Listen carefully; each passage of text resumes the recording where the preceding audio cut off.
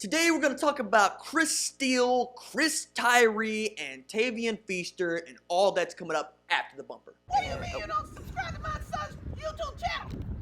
Mama, no! Just snap the damn ball, RJ. What's up, kinfolk? It's RJ Young. I am not on a step mill. Consider hitting the like and subscribe button because I upload a video every single day.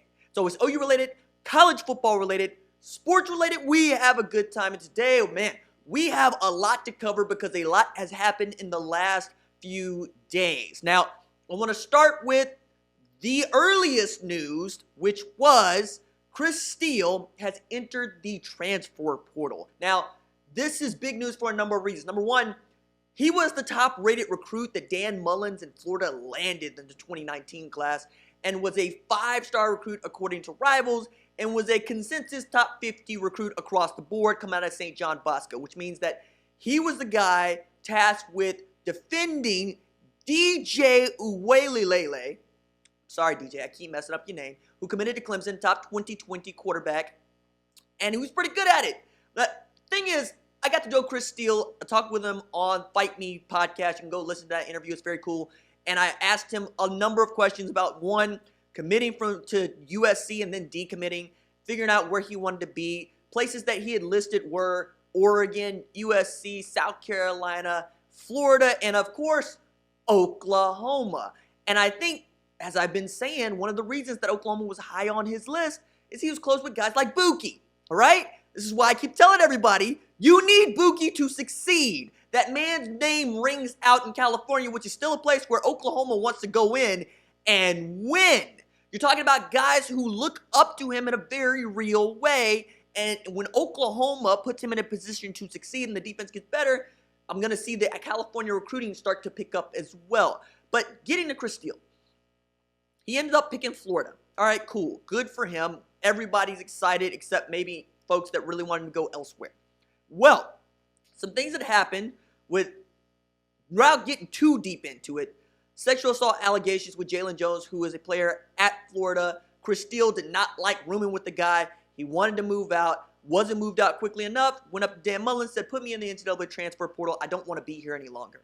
Now, I understand that Oklahoma would be interested if Chris Steele was interested, and why not? You can use all the help you can get on defense, particularly in the secondary, and Chris Steele was a guy that now Kerry Cooks and Mike Stoops wanted. But is he a guy that Alex Grinch really would want to have on his defense? Like I said, be interested in hearing, but I'm not necessarily sure that it's the kind of guy that Alex Grinch would go out and get. Now, Chris Steele checks the boxes of being 6'1", right, and a big corner, and he has skill set. But he also is going to want to go somewhere where somebody's absolutely going to want him. One of the things that I know and understand about Chris Steele is that dude knows that he can play, and he thinks highly of himself.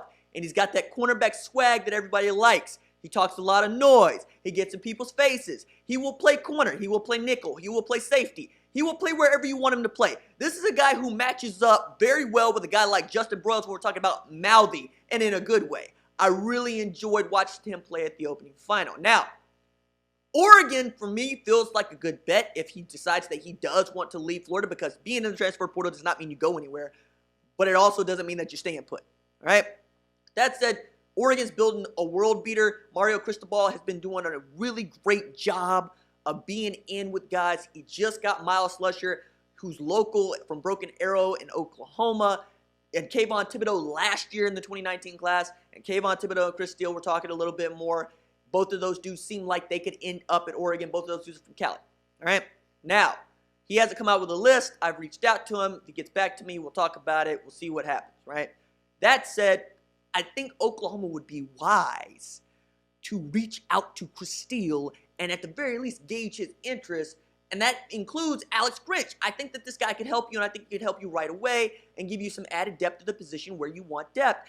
And while he's fond of saying that Oklahoma's defense is trash, you cannot pass up opportunities to make your defense better.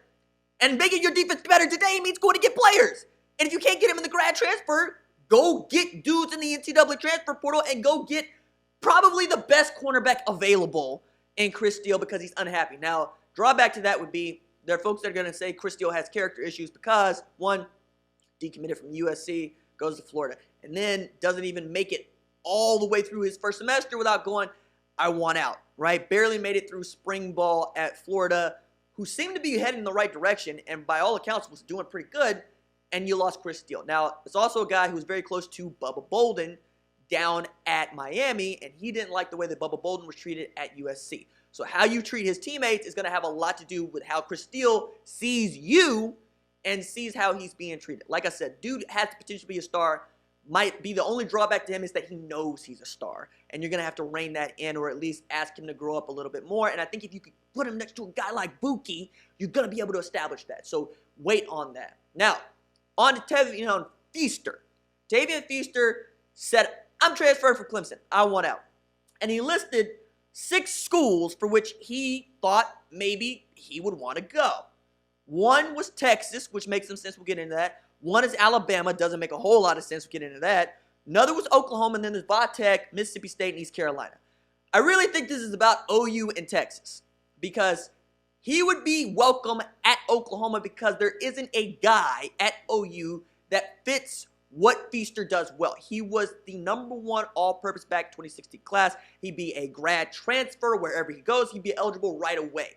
He gives you another body that you could depend on to do some of those things that Lincoln Riley likes to do with running backs out of the backfield, and you get to add more depth to a position that you know you need depth at because if nothing else you learned from last year, you had Rodney Anderson, you had Kennedy Brooks, you had Trey Sermon, you had Marcellus Sutton, you had TJ Pledger. By the time you got into crunch time, that'd be Big 12 championship game and the Orange Bowl, you really had one truly healthy running back. If you can add a guy like Tavien Feaster for 1 year to help you and add depth, get that dude some carries, try to get him in the league, everybody's happy. That said, I think one of the good landing spots is Texas because they just ain't that deep at running back, and I think that he could add a dimension to them that they don't already have. Keontae Ingram is a burner. He's not necessarily the kind of guy that I would expect to be 3 downs and catching the ball out of the backfield and out running routes. Mississippi State is interesting. If for no other reason than they would know what to do with him. If that dude ends up at East Carolina, I'm going to laugh because he's from Spartanburg. And the fact that South Carolina is not in his list says that he wants the heck out of that region. And what is East Carolina going to really do for Tavien Feaster? I don't really see that one going down, but it is something to watch because he was supposed to be the dominant #2 to Travis Etienne. Because between Adam Choice and Feaster, you had really good options there. I guess Feaster didn't like the way that he was being treated, didn't think he was going to have an opportunity to be the #1 tailback. He's probably looking for a place where he could be the #1 tailback, for which maybe East Carolina does make some sense, but him ended up at Texas is a real possibility for me. Now, getting into Chris Tyree, who is the best all-purpose back in the 2020 class. You're down to basically 3 schools, Alabama, Notre Dame, and Oklahoma. And there are a few things that I want to highlight about Chris Tyree that you need to basically commit to your thinking as he begins to get to making a decision. He's going to make a decision about where he's committing by summer's end. This guy's the number 29, 247 player in the composite. Just that's what he is. He's really, really good. He's also really, really fast. Like that's going to be his claim to fame, and that's what he adds to anywhere he's going to go. But more than that, when you're talking about Notre Dame or Oklahoma, like Feaster, he's a guy that neither one of those people have, right? Notre Dame, Oklahoma, you don't have a guy like Chris Tyree on your roster, and that's why you absolutely want him and need him. Because imagine being able to do some of the things that you could think that Lincoln Riley could do with Chris Tyree. Split him out, put him at flanker if you want to. You could actually put him in the slot. You can do a lot of different things with Chris Tyree, and you can make him a focal point of your offense. Now, at 5'9", 178, yeah, he's going to get a little bit bigger, but if he gets over 200 pounds, that's a win for everybody. I think what's interesting is he knew that he was really good as a true freshman when he's beating up on guys 2 years older than him at the opening. So he understood, hey, I'm pretty good coming out of Thomas Dale in Virginia, right? And that's the other thing. Geography is going to play a part in this. But his first big-time offers came from Oklahoma and Stanford. OU was in on him early. Very, very early. Since picking up those 2 big-time offers, he's got 12 full shoe boxes of recruiting mail, all right? Now, that's also going to play a factor into the crystal balls. Most crystal balls haven't gone to Notre Dame. Why? Because it feels like you get what OU can offer you and what Stanford could offer you at Notre Dame, because you're getting class, you're getting great academics, and you're getting that Subway alumni that they're so fond of throwing at everybody, along with the tradition of a place like Oklahoma. And that's really going to be difficult to compete with if you're OU, right? That was kind of the issue with Dax Hill in Michigan. Or really, when you're talking about any of these universities that just quote-unquote have it all from an academic standpoint and from an alumni-based standpoint, you're also talking about places like USC, right? They're just places that OU is not going to be able to compete until OU becomes some version of those schools when we're talking about academics. And that just ain't what Oklahoma is known for. That is not the conversation around OU in the way that it is Notre Dame, Stanford, Michigan, USC, okay? I don't like necessarily admitting that because I got my master's from OU, but you get when I'm going there. Now, if you are OU, what can you offer Chris Tyree?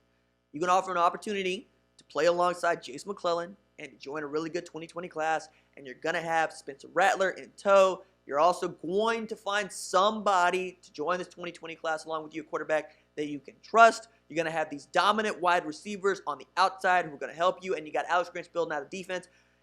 And as much as older folks just don't want to admit it, Jordan Brand means a lot. It's why Michigan kind of has the best advantage, if you're asking me, because they have those things that Notre Dame says, right? We have academics, we have good football tradition, but they also got the jump man on their jersey.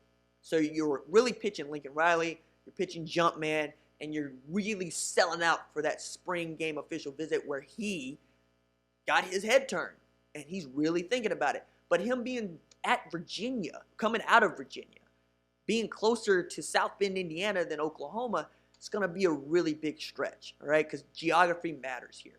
So those are all things that I want you to keep in the back of your head as we continue to move forward, see what Chris Steele, Tavien Feaster, and Chris Tyree decide to do. It's a really interesting time to be a college football fan. All right, that's it from me. Doses.